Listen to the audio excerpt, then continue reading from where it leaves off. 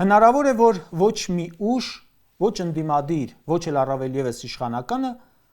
միայնակ առավել ևս չհավաքի անհրաժեշտ քանակի ձայներ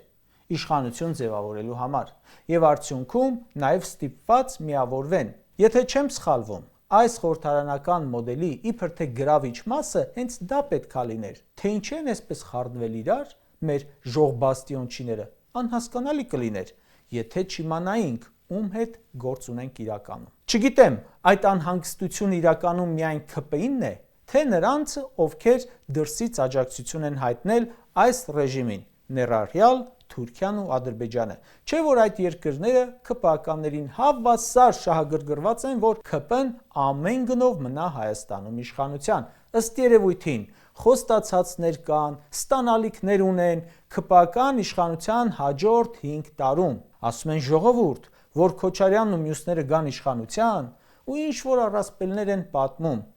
չնայելով իրենց ճակատից կախված հանձնումների շարանը։ Քոչարյանի իշխանությունն էլ է տեսել ժողովուրդը, ձեր իշխանությունն էլ լավ գիտի։ Եվ դուք, եթե այդքան խառնվել եք իրար, ուրեմն մտածում եմ հասկանում եք, գուցե ձեր հովանավորներն են հասկանում, որ այն, ինչ ձեզնից ստանում են, Քոչարյանից չեն ստանա։